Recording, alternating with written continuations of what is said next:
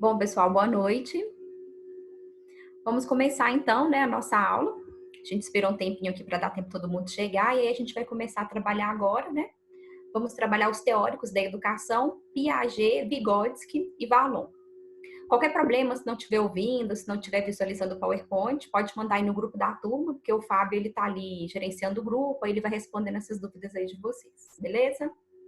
Bom, teóricos da educação, né? Como eu já disse aqui, vamos trabalhar Piaget, Vygotsky e Vallon. Eu tive que dividir essa aula em duas partes, porque ela ficou bem grande, porque essa é uma temática que ela vai discorrer sobre a psicologia na educação, que é para a gente pensar como que os nossos alunos aprendem. E essa não é uma tarefa fácil. Então, assim, esses teóricos, eles são um pouco complexos, mas eles são indispensáveis ao processo da docência, porque é a parte da psicologia da educação que a gente vai entender como que esses alunos nós estão aprendendo, por que eles não aprendem, o que está acontecendo. E aí, esses autores aqui vão, né, se propuseram a fazer essa discussão. Nós vamos começar com o Piaget e o Vygotsky, e o Vallon a gente vai ter em uma outra aula, junto com a correção de alguns simulados, que eu deixei lá para vocês. Eu deixo também a leitura do livro também, que está sendo exigido lá no edital. Então, é bom quem tiver um tempinho poder ler o livro, né, interagir um pouquinho mais sobre esse assunto, porque ele é um assunto interessante para a gente pensar para o concurso, né, pode ser um dos temas aí que eles venham a selecionar para a gente. Nós vamos começar com o Vygotsky. Deixa eu só passar o PowerPoint aqui. Desculpa, vamos começar com Piaget, né? Jean Piaget. O Jean Piaget, trouxe aqui uma fotinha dele aí, bem vovozinho. Ele é um pesquisador antigo, e aí ele está falando para a gente de um cenário lá do século XX, em que a gente não tinha essas formulações que nós temos sobre a infância hoje. Hoje, por exemplo, nós não pensamos a criança como se ela fosse um adulto em miniatura, mas lá naquela época lá do Jean Piaget, do Vallon, essa galera estava vivenciando um cenário em que a criança era concebida como se fosse um pequeno adulto. Então, ele podia trabalhar, podia realizar diferentes tarefas, os maiores cuidavam das crianças menores, então eles vêm desse cenário. E aí o Piaget vai falar para a gente o seguinte: a infância é o tempo de maior criatividade na vida de um ser humano. E aí, então, o Piaget ele já começa dando um sinal aí para a gente da teoria dele, que aí ele vai pensar a infância, né? Como que é a infância, como que a gente desenvolve, como que a gente desenvolve a aprendizagem, né? Hoje em dia, igual a gente viu lá no ECA mesmo, nós vimos que a criança e o adolescente são pessoas em situação peculiar de desenvolvimento humano. Então, essa é uma concepção que a gente tem hoje na sociedade contemporânea, mas não era assim antigamente, né? Como eu disse, a criança era vista como se fosse um adulto em miniatura. E aí, quando o Piaget vai dizer que a infância é esse tempo de criatividade, ele está justamente chamando a atenção para como que a criança ela deve ser concebida, né? Como que ela deve ser vista. Você imagina que a criança está ali no quintal brincando, está ali na rua jogando bola, está fazendo qualquer atividade, ela tem uma criatividade bem grande. Se deixar lá 3 pedrinhas com uma criança, ela vai transformar aquilo ali em um jogo e vai começar a brincar com aquelas pedrinhas e fazer várias atividades com ela e tal. Nós adultos somos mais preguiçosos, né? Nós perdemos um pouco esse espaço aí da criatividade, né? Nós perdemos um pouco esse lúdico. E aí o Piaget ele já está de olho aí nesse cenário. Bom, Piaget, né? O Piaget, ele é um cara lá da Suíça. Ele vai ter uma experiência muito também pessoal em relação à infância, pensando um pouco como que a criança se desenvolve, né? Olhando os familiares dele. Ele é um cara que ele é biólogo, psicólogo, então ele vai ter filósofo, né? Ele vai ter várias atividades. Eu recomendo vocês depois dar uma jogadinha aí no Google da biografia do Piaget, para entender um pouquinho quem é essa pessoa e de onde que ela está falando, né? Porque essas informações também são importantes para a gente. Bom, ele vai dizer para a gente que o homem é um ser essencialmente social. E aqui, quando ele está falando o homem, ele está querendo dizer o homem, a mulher, a criança, né? Porque nessa época do Piaget ainda não tinha o politicamente correto que a gente trabalha hoje, que deveria ser o ser humano é um ser essencialmente social. Então ele vai usar esses termos mesmo, porque são os termos daquele tempo, né? Piaget é um cara que está lá do século XX, não tem como ele trabalhar com conceitos que a gente pensa hoje no século XXI. Então, o homem é um ser essencialmente social. Ele vai dizer para a gente, né, que os seres humanos precisam se relacionar com outras pessoas. Sem esse relacionamento, ele não é um homem, né? Ele não é um ser humano, não é uma pessoa. E aí ele vai chamar a atenção para o seguinte fato: um homem não é social da mesma maneira aos 6 meses e aos 20 anos. Né? Isso aí para a gente parece até meio óbvio a gente pensar assim, mas como eu disse, lá no tempo do Piaget, a gente não tinha essa percepção que a gente tem hoje do que é uma criança, qual o desenvolvimento intelectual, psicológico dessa criança. E ele vai dizer para a gente, né, que essa forma do ser humano se interagir com a sociedade que ele vive, ela vai se modificar de acordo com a idade que ela tem. E aí, por isso, ele vai apresentar para a gente alguns estágios de desenvolvimento, né? Dizendo como que essa criança se desenvolve. E aí ele vai entender que esse desenvolvimento ele vai partir de uma troca intelectual. Então, essa troca intelectual é quando a gente consegue estabelecer um diálogo e compreender aquilo que o outro está falando. Lá no livro de vocês, né, no nosso livro, na verdade, né, lá da autora, ela vai trazer um exemplo lá sobre Platão. Eu decidi trazer um tema aqui mais polêmico, né? Porque a história é treta. E aí eu tenho um outro exemplo aqui para a gente pensar, né? Vamos pensar o que ele está chamando de troca intelectual. Ele está dizendo o seguinte: por exemplo, a pessoa A diz o seguinte: Bolsonaro não está sabendo lidar com a pandemia do coronavírus. A pessoa B vai dizer o seguinte: considero que tem tido alguns problemas, mas ele tem buscado soluções para isso, como, por exemplo, exigindo o uso da cloroquina nos pacientes.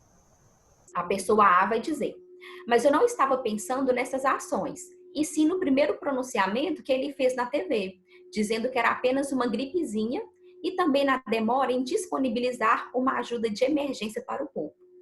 A pessoa B: realmente, reduzir o vírus a uma gripe é um problema, mas ele fez outros discursos melhores depois e está buscando maneiras de equilibrar a economia do país. Espero que ele pague esse recurso logo, pois dependo dele para comprar mantimentos, já que estou sem poder trabalhar. Então, aqui nós tivemos um diálogo, nós tivemos uma troca intelectual entre duas pessoas. E aí, o Piaget ele vai dizer o seguinte: só é possível essas pessoas compreenderem a mensagem que uma está passando para a outra, porque nós temos alguns signos em comum. Então, aqui ele vai trazer para a gente: o equilíbrio de uma troca de pensamento supõe, né? Primeiro, um sistema comum de signo e de definições. Então, imagina que 6 meses atrás alguém utilizasse conosco o conceito de pandemia. Pode ser que eu tivesse dificuldade em entender o que é uma pandemia, entender que conceito que é esse, né, do que ele está falando. Mas hoje não, hoje ele é um conceito que ele está bem posto aí pra gente, todo mundo sabe que é uma pandemia, inclusive a gente está vivenciando essa pandemia, né?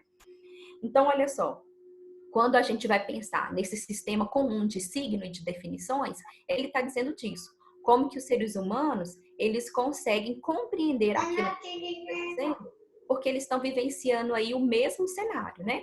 Eles estão vivenciando o mesmo contexto, eles falam a mesma língua, então isso aí vai permitir esse equilíbrio aí da troca de pensamento. Segundo, uma conservação das proposições válidas, obrigando aquele que as reconhece como tal. E uma reciprocidade de pensamento entre os interlocutores. Então, o que ele está falando para a gente? Ele está dizendo, primeiro, que uma reflexão, né, séria faz a gente olhar para o Bolsonaro e entender os problemas que ele tem, né? Mesmo você sendo uma pessoa que defende o partido dele ou não, você intelectualmente tem condições de olhar para o partido, olhar para a figura do sujeito, olhar para as suas ações e entender que tem ações problemáticas. Então, isso aí é uma questão intelectual, nem é uma questão da minha ideologia partidária, é uma questão intelectual. O intelectual ele tem que ser capaz de perceber os problemas que a gente tem, seja no partido que ele defende ou no partido que é a oposição que ele defende. Então, olha só, nessa reflexão aí, nessa troca intelectual, a gente tem que saber reconhecer esses problemas. Então, a gente observou aí que um dos problemas é o discurso, né? A gente viu que ele foi um problema mesmo, né? Ele apareceu aí pra gente como um problema, de falar que o coronavírus era uma gripezinha. Então, tanto a pessoa A quanto a pessoa B têm um conhecimento sobre essa situação, então elas concordam, elas têm proposições válidas, né? E eles têm uma reciprocidade de pensamento. Por quê? eles estão trabalhando ali sobre uma questão que os dois conhecem. É sobre a pandemia, é sobre o coronavírus, é sobre o presidente, é sobre a transmissão que ele fez, é sobre a cloroquina. Nunca tinha ouvido falar em cloroquina. Agora já estou entendendo o que é uma cloroquina. Então, olha só como que os signos vão nos posicionando e nos permitindo essa troca intelectual. Por quê? Se a gente não conhecesse esses signos, não tinha como a gente fazer essa troca. É igual lá na frente, a gente vai ver o Vygotsky, que ele vai falar o quê? Que a língua é um signo. Ele está dialogando aqui com Piaget. Por quê? Se um cara que vier conversar comigo em alemão, em russo, eu não sei, eu não vou conseguir compreender o que essa pessoa está falando. Então, esses signos, eles são importantes para essa troca, né? E aí a gente vai ter essa troca intelectual em níveis diferentes, né? O homem lá de 6 meses e de 20 anos vai ter uma troca diferente justamente pelas experiências que a gente tem ao longo da vida, pelo conhecimento que a gente constrói, né? Por tudo que a gente faz. E aí lá embaixo, né? Já vai dizer pra gente, o ser social de mais alto nível é aquele que consegue relacionar-se com seus semelhantes de forma equilibrada, né? Equilibrado aqui, ele está dizendo para a gente é isso, é você conhecer o signo do outro, conhecer do que o outro está falando. E aí, então, esse alto nível é quando a gente consegue compreender isso. Por exemplo, a gente conseguir discutir política. No Brasil, nem sempre a gente consegue discutir política, né? Nem sempre as pessoas vão ter sangue frio para ouvir determinadas situações, né? Eu, como professora de história, já estou bem habituada a entender um pouquinho desse contexto na sala de aula, justamente por provocar muitos alunos, tentar entender esse cenário, né? Então, esse equilíbrio é quando as pessoas estão no mesmo nível, né? Daquele debate ali, as duas pessoas conhecem a situação. Diferente, por exemplo, de alguém que é da química, vir apresentar um composto químico para mim, começar a falar daquele composto para mim, eu nunca ouvi falar, não sei nada sobre ele, eu não vou conseguir nem promover um diálogo com aquela pessoa, né? Então nem vai ter essa troca intelectual equilibrada. Por que a troca intelectual não é equilibrada entre adulto e criança? Porque a criança ainda não passou por determinadas experiências que o adulto já passou. Então tudo isso aí faz com que essa troca, né, não seja equilibrada. Bom, os interlocutores devem ser capazes de pensar seguindo a mesma operação. Então, olha só, quando aqui a pessoa vai fazer uma crítica aqui ao governo, a outra pessoa não vem falando, e o PT? Não veio chamando ela de comunista, né? Ela veio promovendo um debate equilibrado, né? Porque a ideia aqui não é você dizer que um é melhor que o outro, que a visão do outro é melhor que a sua, não é nada disso. A ideia aqui é a gente conseguir estabelecer um diálogo em que a gente esteja falando a mesma língua, em que a gente esteja falando das mesmas questões, em que a gente esteja trabalhando com pontos de vista diferentes. A gente pode ver que sujeito A e sujeito B trabalham com pontos de vista diferentes, mas eles conseguem manter um equilíbrio intelectual dentro desse debate aqui que se põe, né? Bom, seguindo aqui, né?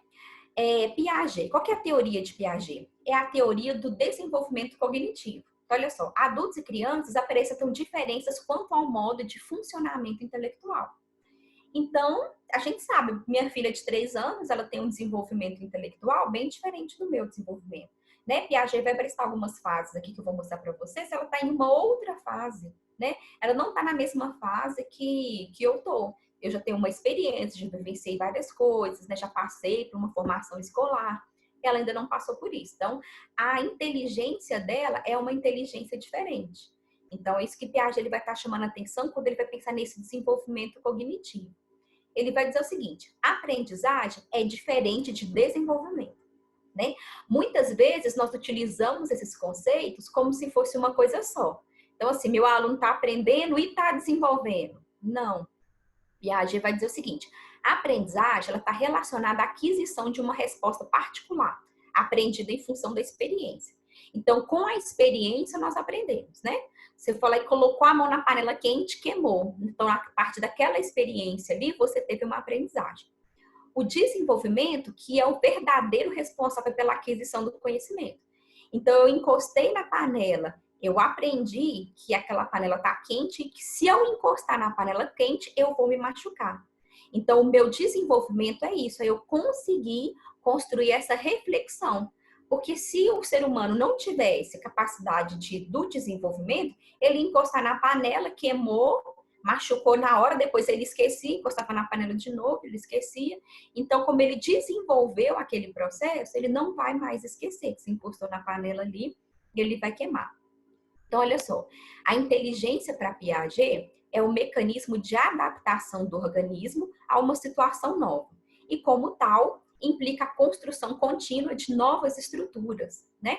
Então, o que ele está pensando lá? Ele está pensando lá no nosso cérebro, que ele vai construir várias estruturas lá, né? Para a gente... Imagina lá quando eu lembro, como que estava bom trabalhando na escola. Mentira, né? Tava bom, mas, né? Dependendo do contexto que a gente está vivenciando, né? Não estava tão legal assim. Mas aí o Piaget ele vai dizer que lá no nosso cérebro a gente consegue fazer lá algumas pontes de voltar em determinadas situações e usar nossa memória, usar nosso conhecimento, né? Então essas estruturas elas são continuamente construídas ali a todo instante. E aí é a adaptação mesmo do organismo ali a uma situação nova, né? Então, você começou um curso novo, você começou um emprego novo, você foi para uma casa nova, tudo isso implica essa adaptação do organismo. Aprender a andar, aprender a falar, né? Tudo isso é uma adaptação. Para Piaget, o comportamento dos seres vivos não é inato, nem resultado de condicionamentos. Para ele, o comportamento é construído numa interação entre o meio e o indivíduo. Então, imagina que se eu pegar, por exemplo, né? Esse é um exemplo clássico quando a gente vai pensar esses processos. Eu tenho um cachorro e um gatinho, eu coloco os dois para morar junto. O gatinho vai começar a latir igual o cachorro? Não, o gatinho vai ficar sempre miando e o cachorro sempre latindo. E o ser humano? O ser humano, ele tem uma capacidade de adaptação e essa construção de ser humano, ela vai se dar de acordo com o meio. Então, se eu nascer aqui no Brasil, Minas Gerais, né? Comendo queijo aqui, coisa de mineirinho, essa é a adaptação que eu vou ter no meio, né? Diferente se eu tivesse nascido na Rússia. Lá eu ia me adaptar de outra forma, ao clima, à fala, à cultura, ao gosto dos alimentos, né? Ao modo de vida. Então, essa interação entre meio e indivíduo é que vai propiciar, né, essa formação aí dos seres humanos. Essa teoria epistemológica é caracterizada como interacionista. Como o próprio conceito já diz, o que é o interacionismo? É a interação do meio com o indivíduo. Por quê? Não é o caso aqui dos nossos autores, mas nós vamos ter autores, né, que vai defender, que defendiam antigamente, que já caiu por terra também essas análises, que vai dizer que o ser humano ele aprende tudo sozinho. Então, era como se a mente dele desenvolvesse todo o seu conhecimento, toda a sua inteligência, toda a sua aprendizagem, independente do meio que ele vive. E aí, na teoria interacionista, não funciona assim, né? Na teoria interacionista, nós vamos entender que meio e indivíduo tem que estar interagindo para promover esse processo de aprendizagem.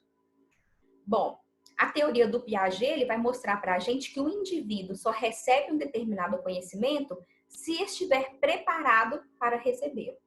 E aí, esse gancho aqui é muito importante, que é por isso que ele vai desenvolver, né, os estágios, porque ele vai entender que determinados estágios não dá para a pessoa aprender alguma coisa. Imagina, por exemplo, que eu quero que uma criança de 6 meses aprenda a andar. É possível? Não, impossível, né? O corpinho físico dela ali e a mente dela não está preparada para ela andar ainda, ela não desenvolveu esse conhecimento, né? Pedalar. Estima-se que uma criança aprende a pedalar em média com 5 anos de idade. Pode ser que um pouquinho antes, pode ser que um pouquinho depois. Mas não adianta eu querer que uma criança de 1 aninho vai sair pedalando por aí. Pode até ser que a gente tenha alguns casos excêntricos aí, excepcionais, que vai acontecer isso, né? Mas a gente não está trabalhando com os extremos, nós estamos trabalhando aqui com o meio, né? Um processo mediano. Então, nesse desenvolvimento aí, a gente vai entender o seguinte: uma criança de 6 anos, ela ainda não está preparada para aprender álgebra. Ela vai estar preparada para aprender álgebra quando ela tiver lá 13 anos, né? Acima de 11 anos, que é quando ela já está com essas funções dela mais desenvolvidas. Então, não adianta eu querer ensinar algo para uma pessoa que ainda não está na idade certa de aprender aquele conteúdo. Porque, de acordo com Piaget, cada fase da vida dela, ela vai estar, né, propícia a aprender determinados conteúdos, determinadas ações, né, da vida humana. Bom, os estágios de desenvolvimento, né? Quem é mamãe, papai, tio, vovô, amigo, tem amigo que tem filho, né? Vai observar os estágios de desenvolvimento aqui propostos por Piaget e nós vamos conseguir observar muitas coisas no cotidiano. E é justamente isso que ajudou ele a formular suas teorias, é ele observando esse cotidiano mesmo, o comportamento das crianças, né? É que permitiu isso. Ele vai desenvolver, né, uma teoria baseada em 4 estágios. O primeiro aqui é de 0 a 2 anos, que é o período sensório-motor, que é assim que a criança nasce até ela completar 2 anos. É o que nós chamamos de bebê, né? É a fase que é bebê. Depois terminou lá os 24 meses, a gente já é uma criança, né? A primeira infância. Bom, ele vai dizer que nesse primeiro estágio, a inteligência é essencialmente individual, pouco ou nada devendo às trocas sociais. Então, lá o bebezinho nasceu, né? Ele vai mamar, aquilo ele não precisa de interagir com ninguém para ele aprender a mamar, né? Só com a mãe dele que vai estar dando lá o peito para ele, né? Ou quem estiver dando uma mamadeira para ele. Então, essa inteligência aí é dele. É uma inteligência que ele não precisa se relacionar com outras pessoas para que ele possa desenvolver essa inteligência. Então, por isso que ela é essencialmente individual. É uma inteligência do bebezinho ali. Assim como ele dorme, né? Assim como ele faz cocô, faz xixi, tudo isso são atividades individuais dele que independe da relação dele com outra pessoa. Ele não precisa se relacionar com ninguém para ele aprender a fazer xixi. Ele não precisa se relacionar com ninguém para ele aprender que ele está com fome, né? Tudo isso aí são inteligências dele. A partir da aquisição da linguagem, inicia-se uma socialização efetiva da inteligência, que aí você já consegue dialogar um pouco mais, né? Que ele já consegue ouvir a mãe, né? Quando a criancinha vai ali desenvolvendo, você começa a conversar com ela, você consegue fazer ela rir, você consegue fazer ela ficar triste, ela começa a estranhar outras pessoas. Então, aí você percebe que a socialização já começa a influenciar essa inteligência dela.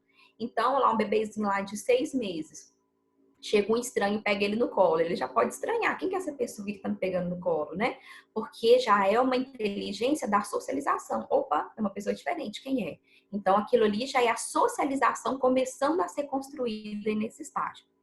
Bom, algumas características ainda limitam a possibilidade da criança estabelecer trocas intelectuais equilibradas. Né? Isso aí é óbvio, que uma criança tão pequenininha para ela desenvolver essa troca equilibrada, né, seria inviável mesmo. E aí ele vai dizer, né, que isso acontece por causa do pensamento egocêntrico, centrado no eu, né? Esse pensamento egocêntrico centrado no eu, ele vai trazer algumas coisas para a gente. Por exemplo, falta de uma escola comum de referência. Então, é de uma escala comum de referência, na verdade, está escrito errado. Essa escala comum de referência é qualquer informação. É você falar assim, por exemplo, nós vamos na praia. A criança não sabe que Minas Gerais não tem mar, que para a gente ir para a praia nós temos que encarar várias horas de viagem até a gente chegar lá em Guarapari, no Espírito Santo, né? Então, essa escala, ela não tem. Ela não sabe qual que é a distância da praia, ela não sabe quantas horas de viagem demora para chegar até lá, né?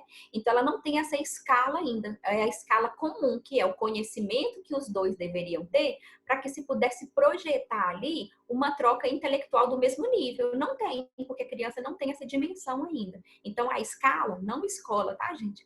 A escala não é comum. Eles não têm o mesmo conhecimento. Não tem como se estabelecer um diálogo igual aí se um dos sujeitos, né, um dos interlocutores, não tem esse conhecimento necessário aí. Ele vai dizer o seguinte também: a criança não conserva as mesmas definições. Então, a criança, você pode começar brincando com a criança e falar assim: eu não gosto de verde. Aí a criança vai dizer: eu gosto de verde. Às vezes para te contrariar, né? Porque faz parte do desenvolvimento da criança. Aí ela vai falar: eu gosto de verde. Você fala: não, eu não gosto de verde. Depois, se você começar a brincar com ela e falar assim: não, mas o verde é legal. Aí ela pode mudar de opinião e já começar a falar assim: não, o verde é feio, não gosto de verde. Então, ela não conserva a mesma definição, ela pode mudar de ideia. Então, ela pode dizer: o céu é azul, depois, não, o que eu estou vendo é um céu verde. Então, ela pode mudar de ideia, ela não conserva, não é igual um adulto, né? Bolsominions e petralhas, eles conservam seus pontos de vista, né? Vão dizer, não, é assim, fulano tá certo, fulano tá errado, eles vão conservar seus pontos de vista. Uma criança não. Ela não tem problema nenhum falar que é do Cruzeiro, no outro dia já virou Galo. Ela não conserva isso. né? Quem conserva isso já é numa outra fase, né? Que é a fase que nós já estamos aí dos adultos. Criança não tem problema com isso. Bom, e outra coisa, a criança pequena tem extrema dificuldade de se colocar no lugar do outro. E aí, se colocar no lugar do outro, a exigência que nem é essa de pensar na dor do outro, né? Não, tem que pensar numa família que perdeu um parente agora por causa do coronavírus, né? Nem é nesse sentido, né? É no sentido ainda mais simples. Por exemplo, né? Tem alguns exemplos aí no livro pra gente. Vai dizer o seguinte: desenhar algo a partir do ponto de vista de outra pessoa. Imagina que aqui tem uma mesa, eu tô de um lado da mesa, a criança tá do outro lado da mesa. Aí eu coloco alguns objetos aqui virados para mim, né? E outros virados para ela. Aí eu vou pedir para a criança desenhar os objetos que estão virados para mim. Imagina que eu coloco um cachorrinho, tá com o rostinho virado para mim e o rabinho virado para ela. Aí eu peço ela para desenhar aquilo ali para mim. Adivinha o que ela vai desenhar? Vai desenhar o rabinho. Ela não vai conseguir desenhar o rosto do cachorro porque ele tá virado para mim. Então, não conseguir se colocar no lugar do outro é até uma questão física mesmo, que é o outro que está ali, como que ele está vendo essa situação? Ele vai olhar sempre essa mesma situação que ele está vendo, ele não consegue imaginar o que, que a outra pessoa está vendo, né? Atrás da tela do meu computador aqui, a criança ia desenhar o fundo aqui do meu computador, né? Ao invés de desenhar o quê? A tela do computador, que é essa que eu estou vendo. Ela não tem essa percepção que permita ela tentar olhar aqui sobre o meu ponto de vista. Outro teste também que eles vão fazer com as crianças para testar essas teorias é a teoria da lua que segue as pessoas. Que a criança fala assim, nossa, conforme a gente anda, a lua vai seguindo a gente, então a lua segue as pessoas. E aí quando pergunta para a criança assim, ué, mas se você for para um lado e mamãe for para o outro lado, a lua vai seguir quem? Ela não consegue. Ela não consegue entender isso. Ela vai dizer, não, mas a lua está me seguindo, a lua está seguindo a minha mãe. Ela não consegue ter essa percepção ainda. E um outro teste que eles fazem é o teste do pêndulo, né? Você solta lá o pêndulo, aí pergunta para a criança, olha, por que que faz o pêndulo continuar? Por que que o pêndulo, por que que a bolinha fica aí no pêndulo desse jeito, né? Aí a criança vai dizer, é porque eu empurrei, né? Ela não consegue entender que o pêndulo tem um movimento da física próprio, que ele vai continuar ali um movimento tal. Por quê? Ela ainda está centrada no egocentrismo, né? Tudo dela é o ponto de vista dela. As crianças têm tendência a eleger o ponto de vista próprio como absoluto. Então, não adianta você dizer nada. Aquilo que ela defender é o ponto de vista dela e é concebido como se fosse o correto, né? Então, elas não conseguem usufruir da riqueza das trocas sociais. Alguns adultos também não, né? Sacanagem, né? Mas o que é a riqueza das trocas sociais? É você, por exemplo, né, conversar com uma pessoa e ela te dá outras referências. Ah, nossa, esse ano eu viajei para a Disney, aí eu visitei o parque tal, o parque não sei como e tal. Você consegue se colocar no lugar do outro e tentar pensar, não, como que era aquele parque? Nossa, era assim e tal. Ou a pessoa fala, nossa, nadei num mar muito cristalino. Aí você pensa, nossa, o mar, aquela água cristalina, que vontade, né? Então, a gente consegue se colocar no lugar do outro, já imaginar esse cenário.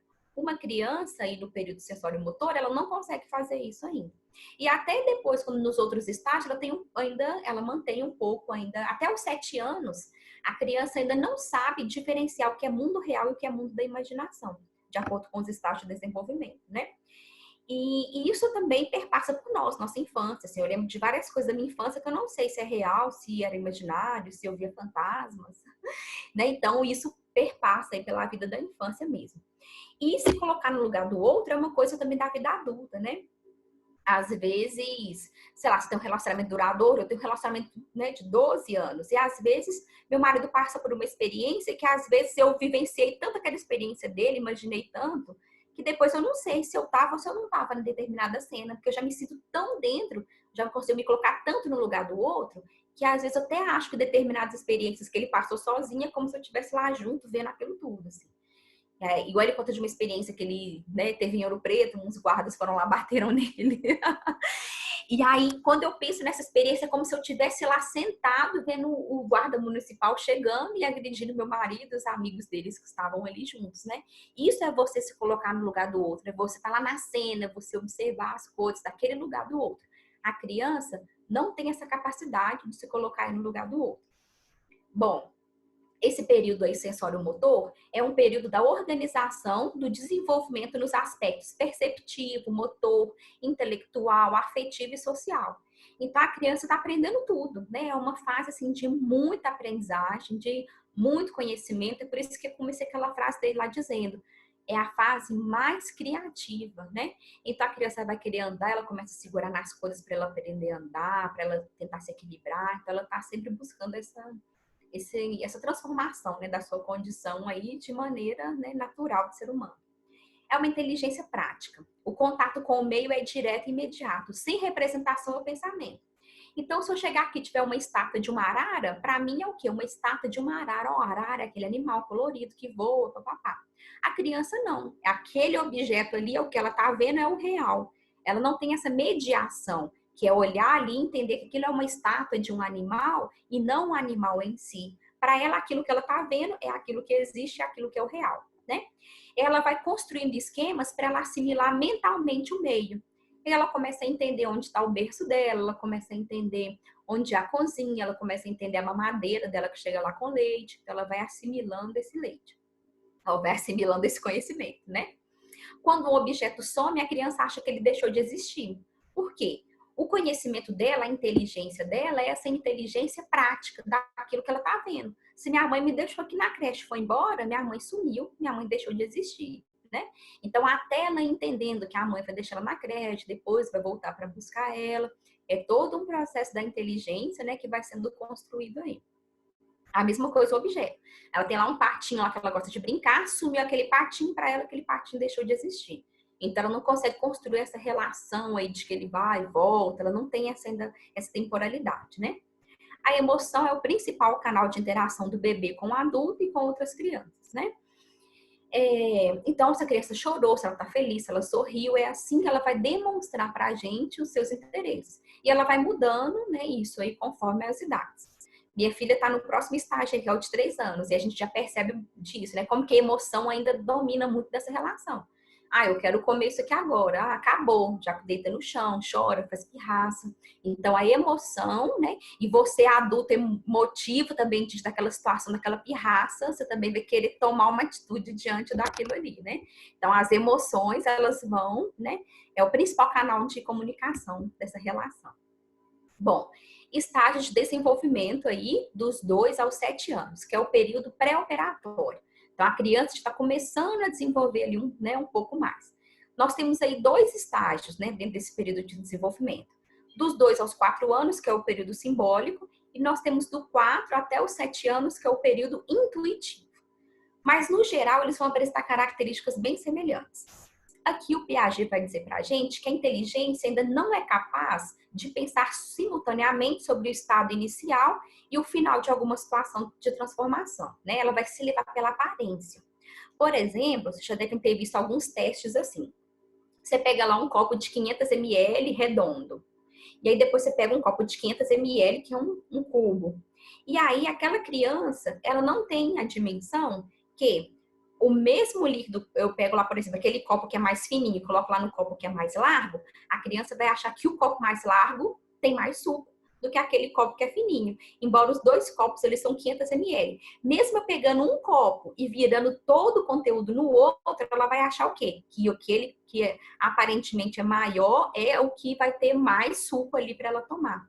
Então, ela não consegue pensar o início e o fim. Porque se ela conseguisse pensar o início e o fim, ela ia entender que o líquido desse copo foi totalmente jogado nesse outro copo e assim por diante. Como ela não consegue pensar o início e o fim, ela vai olhar pelo quê? A aparência.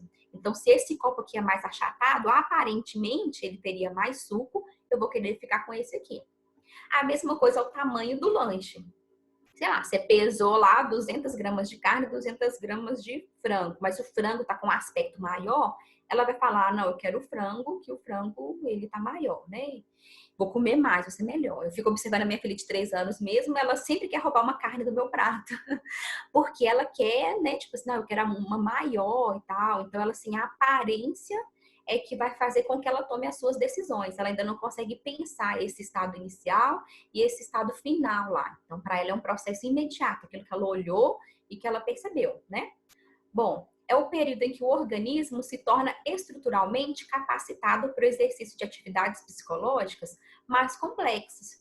Então, aqui você já consegue dialogar um pouco mais sobre, olha, eu vou te deixar aqui na escola, você vai ficar aqui um tempinho, no final do dia a mamãe vai te buscar. Então ela já começa a pensar um pouco mais essas relações. Olha, minha mãe me deixa aqui, depois a minha mãe volta para me buscar. Diferente lá do primeiro estágio, que a minha mãe foi embora, minha mãe sumiu, né? Bom, ela ainda é uma criança egocêntrica. Ela ainda não consegue se colocar no lugar do outro, né? Ela ainda está em um processo de aprender isso. Dividir os brinquedos, né? Compartilhar coisas, ela ainda está aprendendo isso aí. Mas aqui ela vai começar o domínio da linguagem. E aí isso já vai fazer uma diferença para ela, que é quando também ela começa a socialização. Então, olha só, a socialização, ela vai se dar muito pela linguagem. Eu já tive uma experiência muito frustrante que foi viajar para Moçambique, né, no continente africano, e chegou lá, apareceram uns ingleses lá querendo conversar com a gente e tal, e eu não sabia falar bom dia. Então, assim, a linguagem é uma forma de socialização. Se a gente não tem a linguagem, a gente não vai conseguir socializar com outra pessoa, né? Inclusive, a pessoa que é mais tímida, que não gosta de conversar muito, ela também vai ter problema da socialização.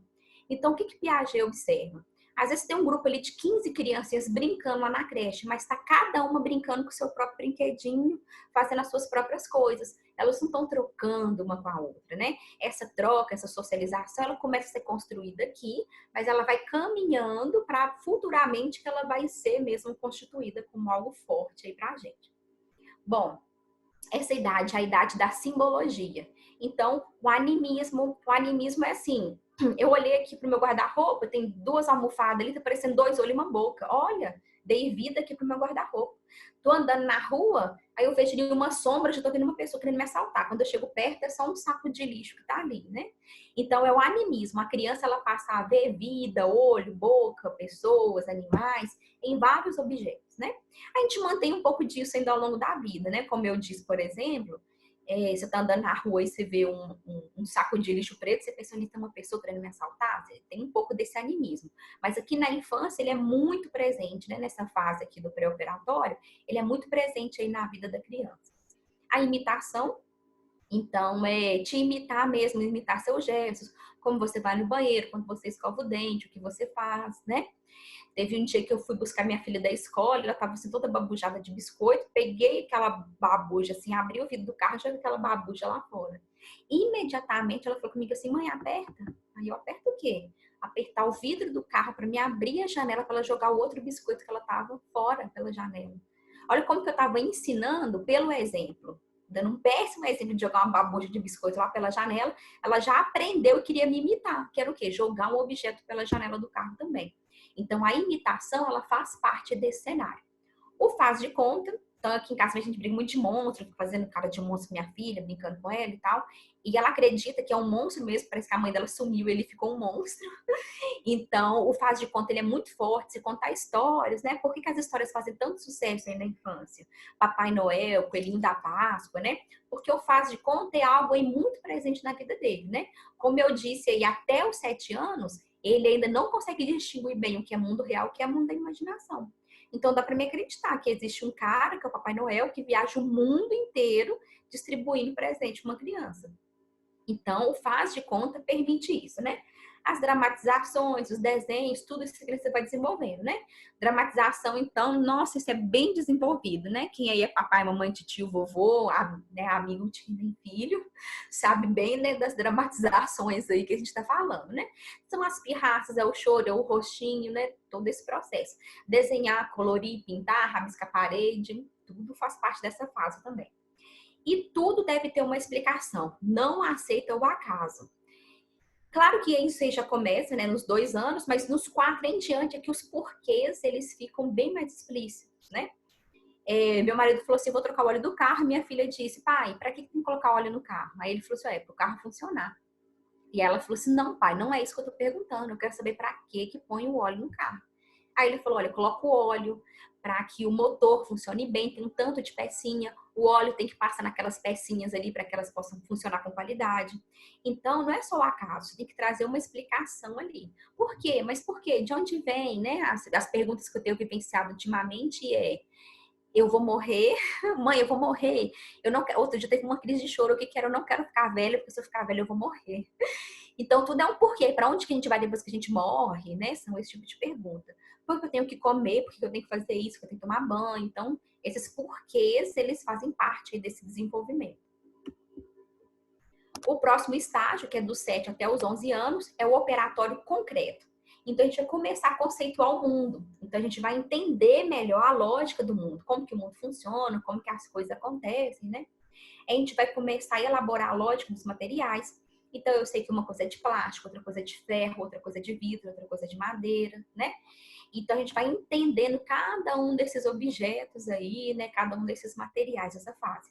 Essa é uma fase que a gente está se preparando já para um desenvolvimento mais próximo daquele desenvolvimento da vida adulta. Então, aqui eu já consegui trazer um desenvolvimento da minha inteligência muito mais concreto do que até a criança, né, do que a criança estava desenvolvendo até então. Aqui nós temos maior capacidade de descentração, que é o quê? Pensar em vários aspectos de uma mesma situação simultaneamente. Então imagina, por exemplo, que a gente fala assim, olha, nós vamos para a praia. Aqui a criança já entende, nossa, a praia é longe. Ela vai pensar, nós somos de carro, nós somos de ônibus, nós somos de avião, ela já consegue pensar isso.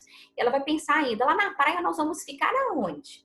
Né? Porque ela já consegue pensar em várias situações desse processo. Não é só simplesmente ir para a praia, é onde que eu vou ficar, o que que eu vou comer lá, quantos dias que eu vou ficar lá.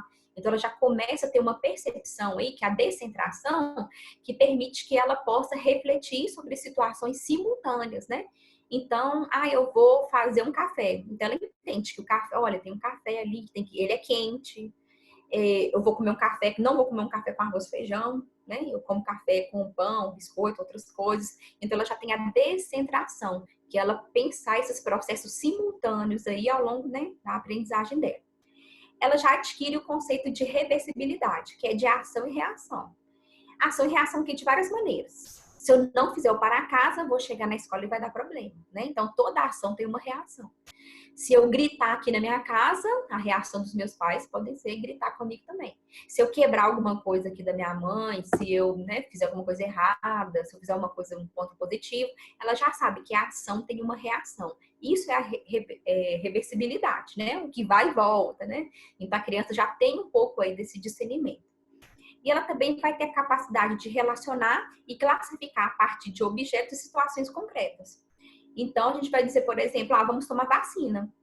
Ela já entende, já, né? Embora a vacina a gente já entende bem antes, né?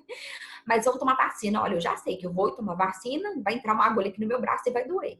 Então, ela já consegue estabelecer e classificar, né, e compreender essas relações, né? Nós vamos passear no shopping. Ela já olha, lá no shopping tem aquele espaço que a gente pode brincar.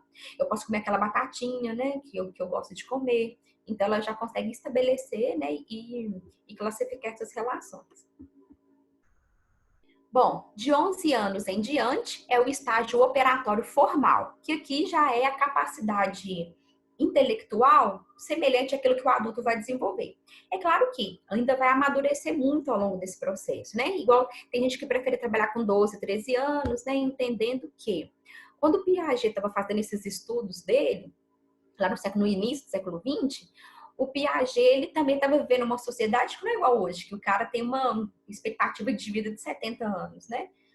Tinha-se uma expectativa de vida muito menor, então também essa maturação do conhecimento, ela também imagina que com 20 anos você já era um cara casando, tendo filho, estabelecendo essas relações.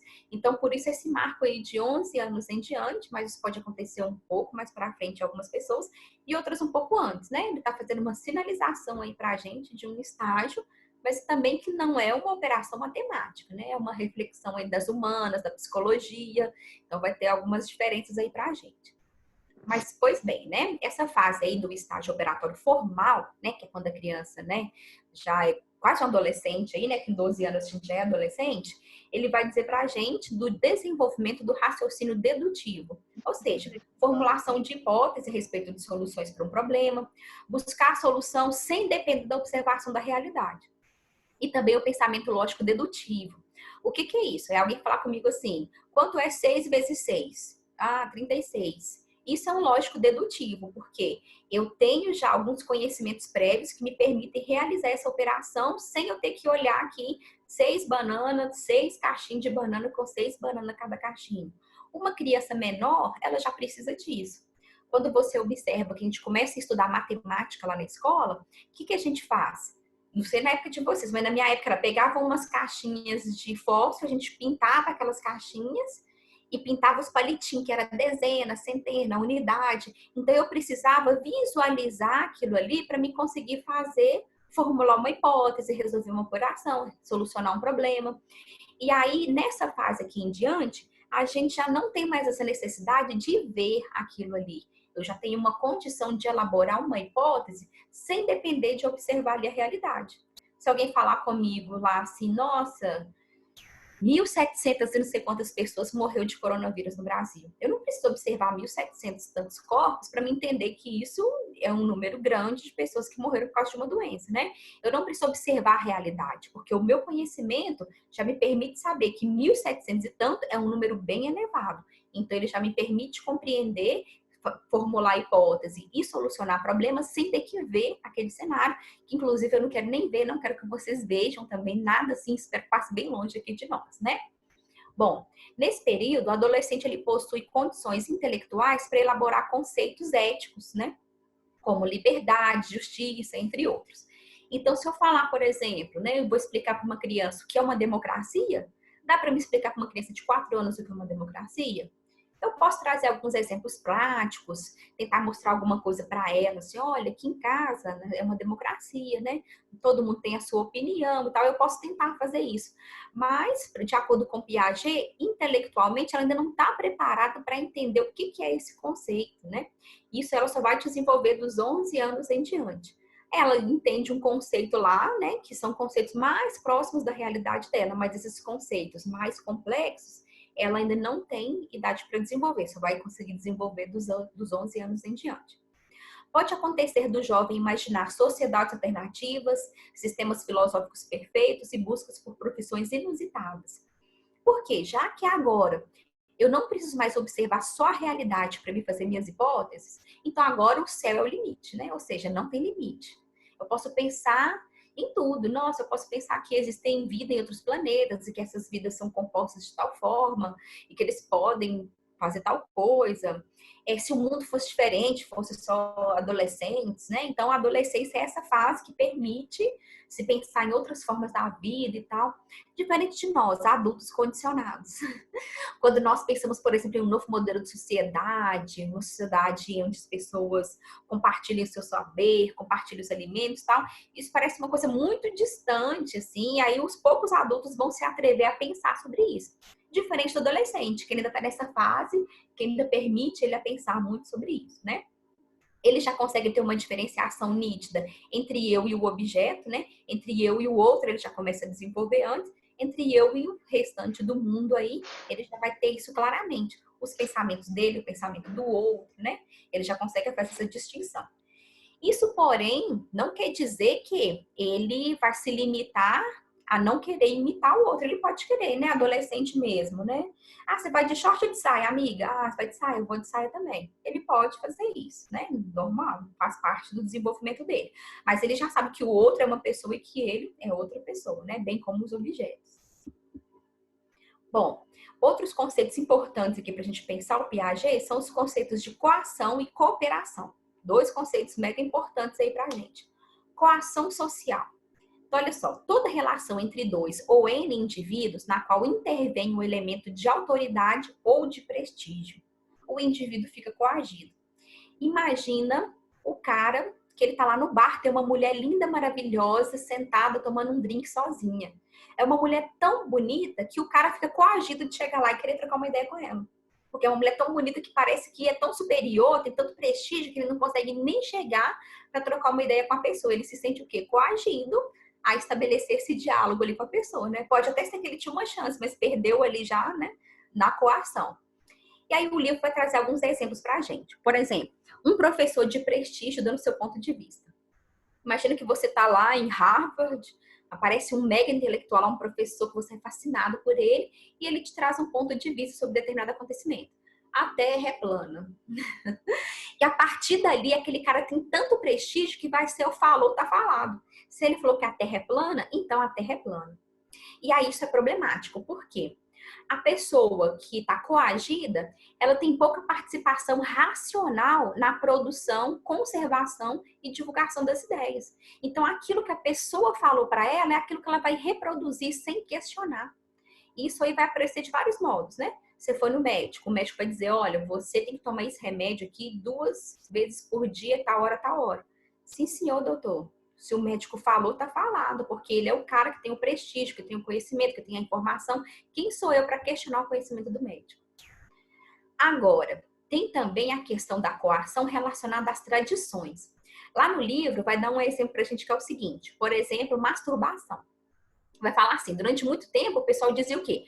Não pode masturbar que faz mal. Aqui em Minas, então, tudo faz mal. Que mal que faz, ninguém sabe, só faz mal. Não pode, é pecado, não pode masturbar, essas coisas. Ou seja, isso é a tradição dizendo pra gente que não pode se masturbar, né? E eu vou dizer pra vocês, masturbem-se. Uma época eu dava aula de sexologia, eu sempre falava com as minhas alunas, masturbem-se, meninas, isso é importante. Os meninos não precisam nem dizer que eles já fazem, mesmo com medo da tradição, eles já fazem. Mas olha como que a tradição é tão forte. Ela é tão forte a tradição que até falar em masturbação a gente fica receoso, com medo, né? Então a autora vai trazer pra gente como um exemplo de coação. Se masturbar faz mal, não posso masturbar, né? E aí a tradição também faz a gente se sentir coagido. Se a tradição é essa, como é que você vai contra a tradição? Então, você fica coagido. E a coação também faz parte da educação do adulto para a criança. Sim, educamos coagindo, né? Então, se você não comer tudo, não vai te chupar picolé depois. Então, você está coagindo e a criança tem que fazer o resto, aí ela o quê? Sim, senhor, então eu vou ter que comer ou fazer uma pirraça, porque o meio de comunicação dela com o adulto é o emocional, né? Bom, então a coação é isso, é você coagir o outro de diversas maneiras. Essa coação pode ser do adulto com a criança, pode ser o seu chefe te coagindo, pode ser a gostosa no bar que você se sentiu coagido em chegar nela, pode ser a tradição falou não pode chupar manga, não pode tomar leite. Então a tradição ficou ali te coagindo a ter uma atitude dessa que cientificamente nós sabemos que não existem, né? A explicação é mais histórica, né? Que se conta que dava-se manga lá para os escravizados e depois falava que ele não podia tomar leite, senão ele ia morrer. Então, é mais uma coação aí do senhor escravocrata, né? Bom, e aí em contrapartida da coação, nós temos a cooperação, que é uma relação da interindividualidade que representa o mais alto nível de socialização. Então, o Piaget está dizendo aqui para a gente, nós temos a coação, que é quando o cara vai lá e impõe o ponto de vista dele. E aquele ponto de vista ali do falou, tá falado, é o que você vai reproduzir. Então, você não tem nem a chance de raciocinar sobre aquilo ou trazer seu ponto de vista. Você vai o quê? Reproduzir aquilo que a pessoa te coagiu. E assim você vai coagir outras pessoas. Então, se a pessoa falou com você, não pode masturbar, você falou que é com seu filho, não pode masturbar. Ninguém pode fumar maconha. Opa, ninguém pode fumar maconha. Então, você vai coagindo, né? A cooperação é diferente.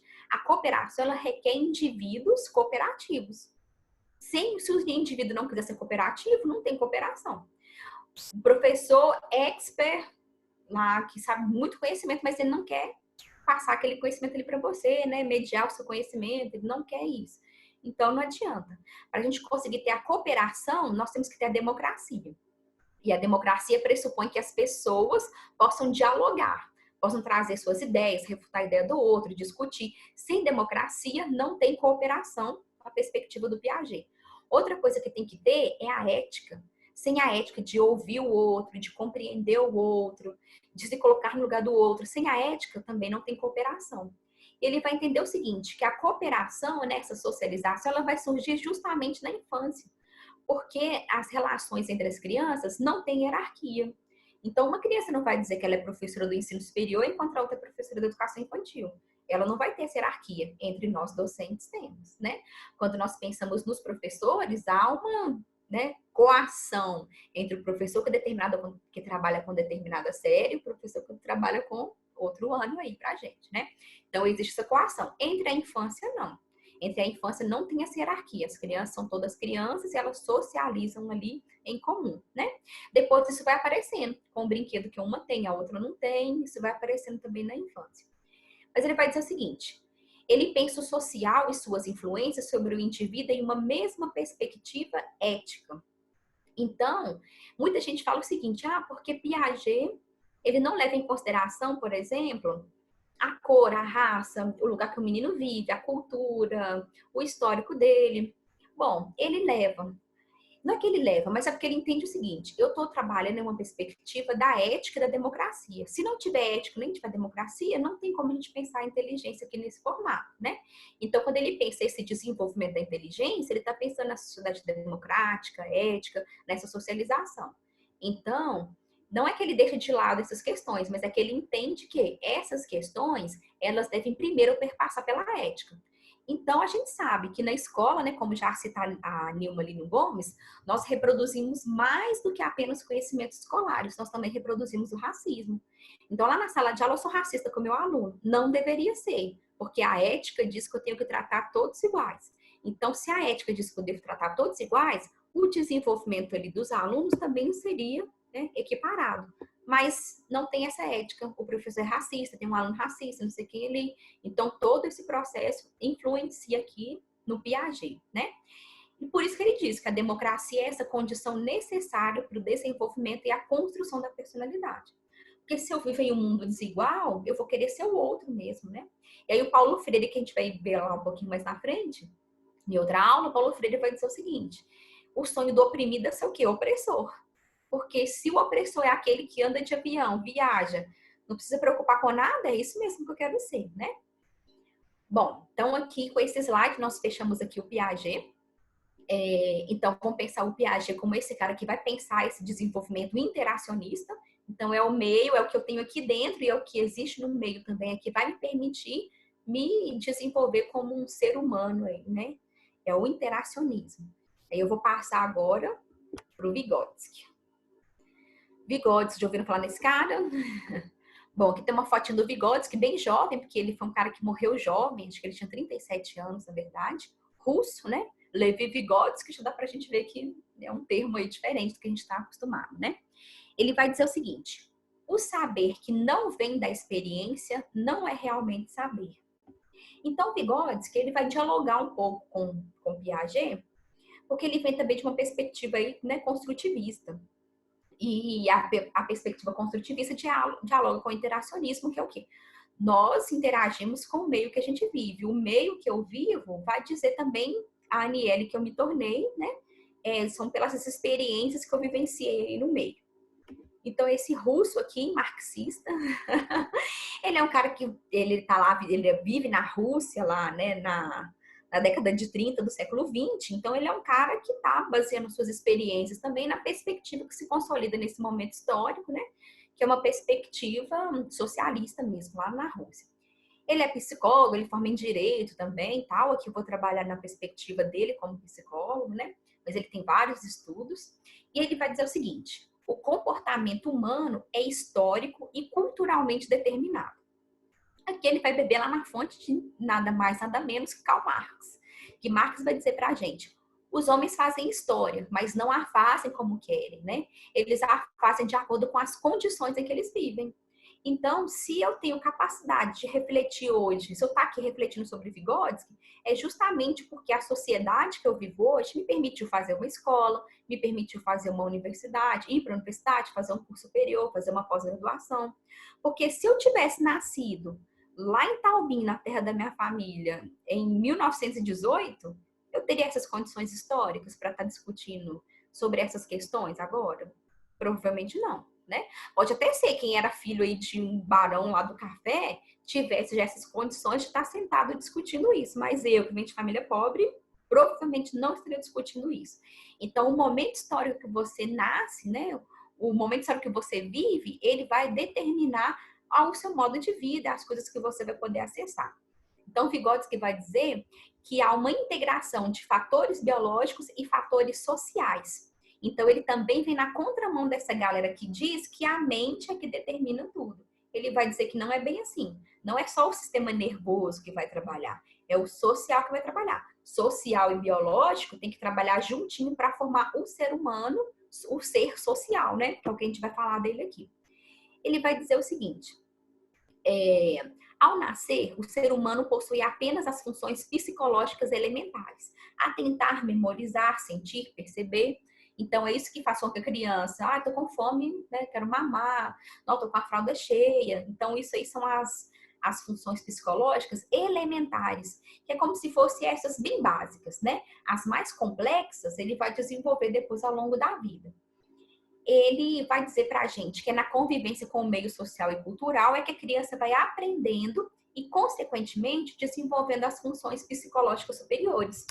Então, para mim, por exemplo, aprender que se eu chorar, minha mãe vai comprar um doce para mim, então é com o meio. Eu vou observando ali como reage a uma pirraça, eu vou observando ali meus irmãos, as pessoas. Então, você vai observando e vivenciando esse contexto para atingir essas funções psicológicas superiores. Ele vai dizer que a vivência em sociedade é essencial para a transformação do homem de ser biológico em ser humano. O que é o ser biológico? É o animal mesmo. Imagina, nasceu, foi criado numa fazenda, ninguém conversava com a pessoa, nem aprender a andar, aquele ser humano não vai. Se ele ficar deitado numa cama ali e dando só alimento para ele, que vivência que ele vai ter de humano? Ele vai ser só um ser biológico sendo alimentado, ele não vai desenvolver a humanidade dele, né?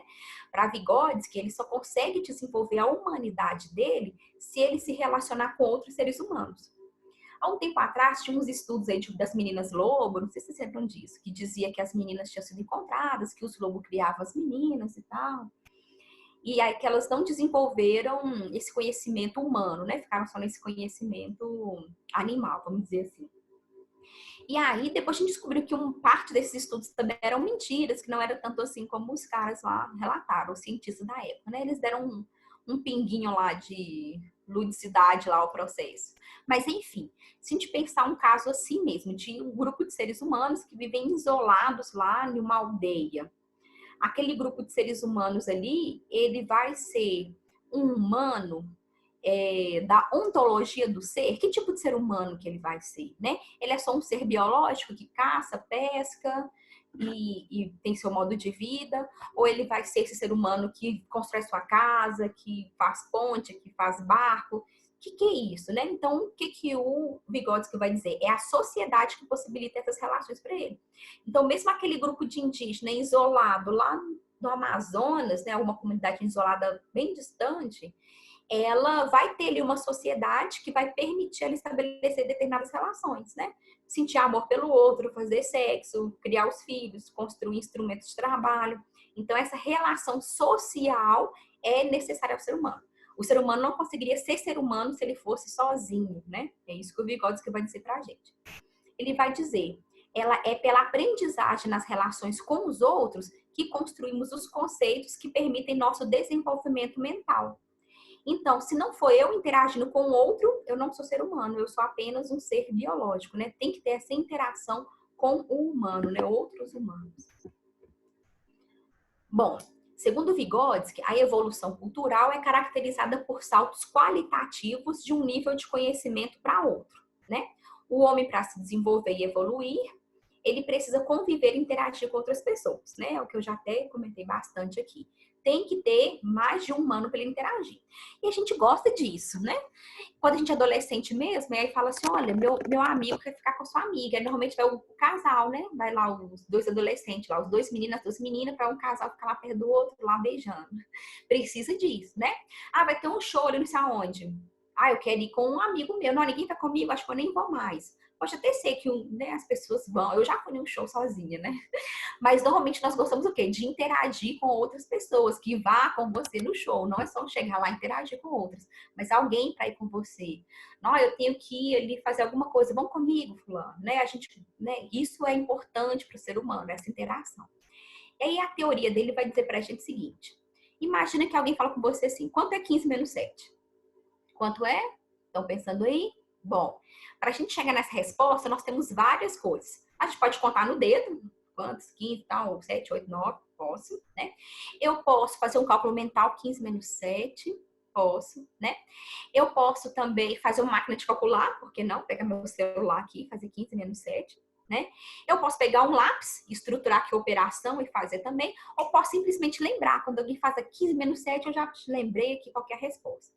Esse processo vai implicar, né, em um processo filogenético e ontogenético. Que palavra louca é essa, né? Bom, o filogenético é uma organização básica do cérebro humano resultante da evolução da espécie. Então, imagina que lá os homens lá das cavernas, né, os seres humanos que viviam lá na pré-história, né, essa galera já desenvolveu, por exemplo, o conhecimento do fogo.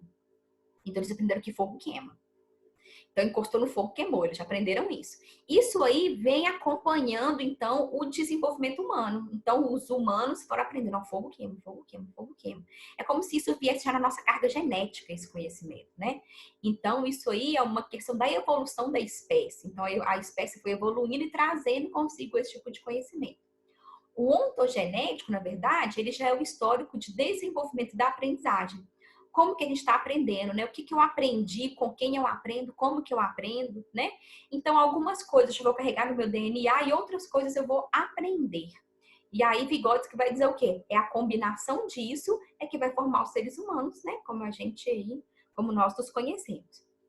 As postulações de Vygotsky sobre o substrato biológico do funcionamento psicológico evidenciam a forte ligação entre os processos psicológicos humanos e a inserção do indivíduo no contexto histórico-social específico. Então, imagina que pensar de forma matemática. Então, fazer uma operação matemática, igual a gente pensou aqui, isso é algo que já acompanha, né? Nós aqui já nascemos com isso desenvolvido, né? Nós já nascemos em uma sociedade em que vários grupos humanos que vieram antes de nós, a carga genética dos nossos pais, né? Nossos familiares, eles já trazem isso para a gente. Então, esse contexto histórico nosso nos permite isso. Hoje em dia, é impensável você imaginar um menino de 10 anos sem estudar. É impensável, né? O nosso contexto histórico específico brasileiro exige que toda criança de 4 a 17 anos, como define a LDB, deve estar obrigatoriamente matriculada na educação básica, né? Então, olha só, esse contexto histórico, ele vai interferir o nosso desenvolvimento psicológico. Minha avó, que nasceu lá em Taubim, e foi para a escola? Não foi. Aquele contexto histórico não propiciou isso para ela. Então, é isso que Vygotsky está chamando a atenção. Você poderia até ter uma potencialização biológica para desenvolver determinado conhecimento. Mas se o contexto histórico que você vive não te permite isso, não vai rolar. Como é que eu vou ter Einstein em uma escola que não tem nenhum quadro para me escrever direito? Como que eu vou ter Newton numa escola que não tem nem biblioteca, né? Então, o contexto histórico, ele vai interferir nesse desenvolvimento aí dos seres humanos. Bom, para Vygotsky, o ser humano relaciona-se com o mundo por meio de uma relação mediada e não direta. A mediação ocorre por meio de dois elementos, né? Os instrumentos e os signos. O que são os instrumentos? São as ferramentas que servem para transformar objetos ou meio. Então, a gente já usa instrumentos há muitos anos. Quando nós pensamos, por exemplo, né, nos grupos humanos que viviam lá na pré-história, eles já tinham vários instrumentos. Eles tinham faquinha para cortar lá a carne lá do animal que ele queria bater. Inclusive, quando a gente vai fazer os estudos, né, paleográficos e tal, o que a gente observa? Que essas faquinhas também vão evoluindo. As primeiras faquinhas eram mais rústicas, depois elas ficam, né, um pouco mais afinadas, né? A gente vai observar que a lança também se modifica. Primeiro lá uma pedrinha lá mal polida, depois ela já está bem polida para que ela se torne uma lança bem potente. Então, esses instrumentos nós já estamos acostumados a usar. Eu tenho aqui uma cadeira que eu preciso trocar a lâmpada, eu subo na cadeira e troco ela. O humano, ele vai perceber o seguinte, se eu precisar trocar a lâmpada de novo, pega aquela cadeira ali de novo. Diferente de outros animais, né? Tem um estudo mesmo que eles pegaram um macaco, deram um banquinho lá para o macaco para ele conseguir subir e alcançar lá o cacho de banana. Ele subiu, alcançou o cacho de banana, ficou feliz, comeu a banana de boa. E depois, ele não assimilou que ele podia guardar aquele banquinho para subir de novo no cacho. Depois rolou lá um outro cacho de banana e ele simplesmente não conseguiu alcançar. Porque aquele instrumento, diferente do que os seres humanos fazem com os instrumentos, que é pensar que eles podem ser utilizados posteriormente, que ele é um objeto que vai me ajudar a transformar algo, os outros animais não têm essa noção. O ser humano tem. Então, a gente tem essa noção desses instrumentos são importantes para a gente e nos ajudam a transformar o meio que a gente vive ou a transformar outros objetos, né? É exclusivo dos seres humanos. Não foi identificado isso em outros animais. Bom, os signos. Os signos é como se eles fossem instrumentos da atividade psicológica, do pensamento, né? Como é que você vai dizer para alguém que você está pensando? Falando. E aí, o que a gente fez? A gente desenvolveu a linguagem. Então, a linguagem, ela representa aí o pensamento. O que eu estou pensando é o que eu estou falando aí com vocês. Esse pensamento, ela é possível você compartilhar o seu pensamento por meio da linguagem. É claro também que os gestos, né? Uma pessoa chorando, uma pessoa triste, uma pessoa feliz, né? Essa linguagem é universal. Não interessa se você está vendo um vídeo de alguém na Arábia Saudita, no Japão, no Brasil, onde for. Se você vê alguém chorando, você vai entender que é um choro, né? Se é um choro de tristeza, se é um choro de alegria, se a pessoa está feliz, né? Você vai entender isso. Essa linguagem é universal. Agora, a língua portuguesa, ela é um signo que só quem fala português é que vai conseguir desvendá-lo, né? Eu não entendo nada de russo. O cara falou em russo, aquele signo para mim ali, eu não vou conseguir desvendar ele, né? Então, olha só. Para Vygotsky, a linguagem nos diferencia dos outros animais representa um salto qualitativo na evolução da espécie. Então, além dos instrumentos que nos permitiram transformar o meio que a gente vive, nós ainda temos a linguagem, que essa linguagem permite a gente se comunicar, permite a gente estar sentado aqui agora, né, assistindo essa aula, eu falando, vocês ouvindo, né? Esse modelo bem tradicional de aula, né? Mas essa linguagem nos permite isso. E aí o Vygotsky vai dizer, o pensamento verbal é determinado por um processo histórico, cultural e tem propriedade de leis específicas que não podem ser encontradas nas formas naturais do pensamento e da fala. Então, o que ele está dizendo para a gente? Eu só aprendo a falar, né? Eu só aprendo a verbalizar porque eu aprendi com outros seres humanos. Se eu não escuto, eu não falo, né? Então, a criança, por exemplo, surda, por que ela não fala? Não é que ela não tem capacidade de desenvolver a fala, é porque ela não escuta. Se ela não escuta, ela não consegue verbalizar. Agora, tem criança, eu tive até uma experiência com um aluno meu ano passado, que ele é um aluno surdo, mas é verbalizado, porque ele faz leitura labial. E aí, com algumas práticas de exercício, ele aprendeu a verbalizar. Então, ele fala, mas ele não me escuta, né? Mas, como que ele aprendeu isso? Com outras técnicas, porque se eu nunca escutar, eu não vou aprender a falar, porque eu não sei, né? Eu não vou ter os instrumentos culturais históricos que me permitem desenvolver o processo de fala. Bom, para fechar aqui, né? Já falei até na cabeça de vocês. Bom, Vygotsky vai dizer que a capacidade de lidar com representações que substituem um real é o que possibilita que os seres humanos façam relações mentais na ausência de referentes concretos. Então, eu não preciso ver alguém morrendo para me entender o que é a morte. Eu entendo o que é a morte. O conceito de morte, ele me permite entender isso. Eu entendo que significa aquilo ali, né? O que significa alguém morrer? Eu entendo isso. Teoricamente, a gente entende, né? O que significa isso? E é essa capacidade que o ser humano tem é que permite que a gente possa imaginar coisas jamais vivenciadas. Imaginar de tudo. Imaginar você sendo diretor da sua escola, imaginar você sendo desempregado, imaginar você pegando lá outra pessoa, imaginar você beijando aquela pessoa que você queria beijar. Tudo isso, né, é uma questão do ser humano. Nós podemos pensar isso. Nossa, eu quero imaginar como que vai. Nossa, se eu fosse para um outro planeta, como que seria? O ser humano tem essa capacidade de imaginar. Isso faz com que ele possa fazer planos para o futuro, né? Faz com que ele possa estabelecer uma relação entre passado e presente. Faz com que a gente pense assim, nossa, com essas mudanças na educação, será que o Zema vai mandar a gente embora? Olha só, o futuro, ele pode ser pensado pelo ser humano porque ele não precisa apenas do concreto para que ele possa refletir. Ele pode refletir também no mundo lá do pensamento. Ele tem o pensamento, né? Então, pelo pensamento, ele vai trazer essas percepções aí pra gente. Então, ele não tem esse limite do mundo físico. O céu é o limite, ele pode pensar o que ele desejar. A criança já é mais limitada, né? A criança, ela tem aquela percepção ali do mundo físico, das coisas que ela tá vendo. O adulto, ele já tem essa mente mais aberta, né? Bom, Vygotsky vai dizer que é no brinquedo que a criança aprende a agir numa esfera cognitiva, em vez de uma esfera visual externa, dependendo das motivações internas, não unicamente dos incentivos fornecidos pelo objeto externo. Então, a criança tem ali uma bola, né? Ela tá brincando com aquela bola ali e tal. Aquela bola vai permitir ela pensar várias coisas. Olha, a bola pula. Ó, tá pulando. Se eu jogo no chão, faz barulho. Olha, a bola faz barulho se eu jogo no chão. E dependendo da idade, vou jogar de novo. Porque quando eu jogo, o adulto abaixa para pegar, né? Então, a criança, ela vai desenvolvendo esse processo de aprendizagem de acordo com aquele mundo externo e o mundo interno, né? Então, ela vai fazendo essa assimilação aí. E aí que vai ter a construção dos conceitos pela criança. Nós temos os conceitos espontâneos e cotidianos que fazem parte do dia a dia da criança. Então, imagina, por exemplo, Toddy com leite, né? É um conceito que aqui em casa minha filha super domina. Quero Toddy, mãe, meu leitinho. Já dominou, é um conceito do cotidiano dela, né? Mamãe tá trabalhando no computador. Olha, já é outro conceito que ela entendeu. Mamãe tá trabalhando, então não posso chegar ali perto agora, que minha mãe tá trabalhando, né? Então, são conceitos espontâneos, né? Ou cotidianos, são conceitos que fazem parte da vida da criança. Por exemplo, irmão. Ah, seu irmão. Ah, meu irmão. É um conceito que faz parte da vida dela. Agora, o conceito científico, ele é um pouco mais complexo.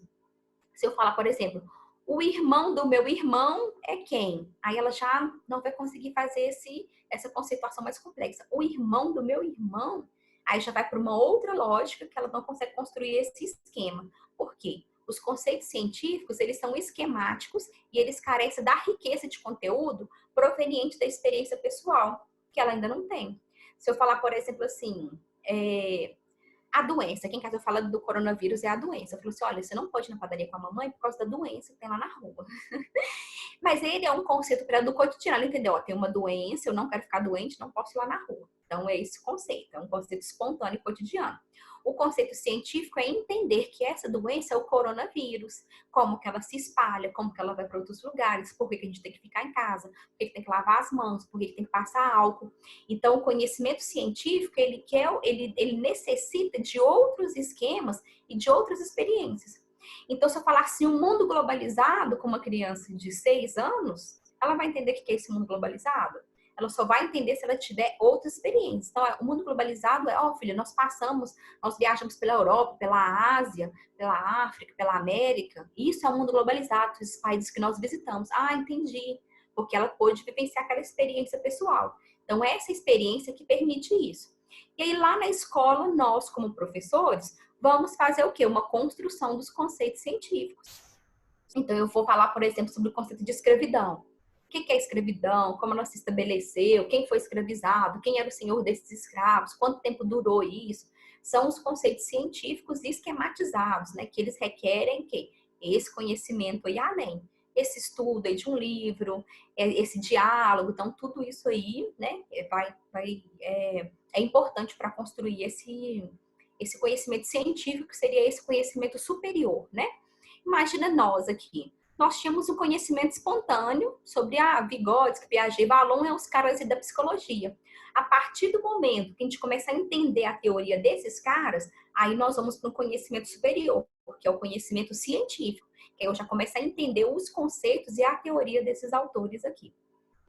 Bom, a intervenção pedagógica provoca avanços que não ocorreriam espontaneamente. Então, não adianta eu ficar parada aqui pensando assim, Piaget, vou aprender sobre Piaget agora. Não tem como. Como eu consigo aprender sobre Piaget? Lendo o texto do Piaget, assistindo uma aula sobre Piaget, né? Então, eu preciso o quê? Eu preciso de uma intervenção pedagógica para que eu possa desenvolver esse conhecimento. E aí, o Vygotsky vai dizer, o processo de ensino e aprendizagem que ocorre na escola propicia o acesso dos membros imaturos da cultura letrada ao conhecimento construído e acumulado pela ciência e os procedimentos metacognitivos. Então, são os conhecimentos que a gente tem dessa sociedade, né? Por que a luz funciona, qual que é a velocidade lá do ônibus, né? Então, todos esses conhecimentos que já foram construídos pela sociedade, eles fazem parte desse processo que nós temos que trazer para essa criança, para esse adolescente que está em fase de desenvolvimento. Então, todo o conceito que ele tem na casa dele, né, dos móveis da casa, da família, de quem são cada um dos membros, todo esse conceito é espontâneo e cotidiano. Todo aquele conhecimento que ele precisa estudar e se dedicar é o conhecimento científico. E ele é um conhecimento, né, do metacognitivo, que ele não vai envolver, não é só o seu pensar, né? Ele vai envolver também essa interação com o material que te permita, né, desenvolver essas atividades. Bom, pessoal, vou terminando por aqui, né? Então, a gente viu hoje o Piaget e o Vygotsky. Depois, na parte 2 da aula, né, que eu vou mandar o cronograma para vocês, com a data da parte 2, a gente vai ver o Vallon e vamos fazer a correção de alguns simulados. Lembrando que o simulado é importante porque a gente vê o conceito aqui no mundo teórico. Quando a gente vai lá para o mundo prático de realizar os exercícios, é importante a gente estar, né, habituando com isso para a gente possa ter um sucesso lá na prova, né, aprimorar, entender como funcionam essas questões. Lá no nosso Drive tem um composto lá com 100 questões só sobre esse livro, só Vygotsky, Valor em Piaget, são 100 questões. Eu já tinha passado 15 para vocês, agora eu passei mais 20, né? Então, já são 35 questões. Eu vou selecionar as mais importantes também, senão fica um vídeo muito grande. E a gente vai trabalhar na próxima aula, assim. Beleza? Então, gente, muito obrigada pela paciência de vocês. Estou disponível. Quem quiser entrar no grupo aí agora, tirar alguma dúvida, fazer algum comentário, estou aí às ordens de vocês. Tranquilo? Abraço para todo mundo, então. Bom descanso.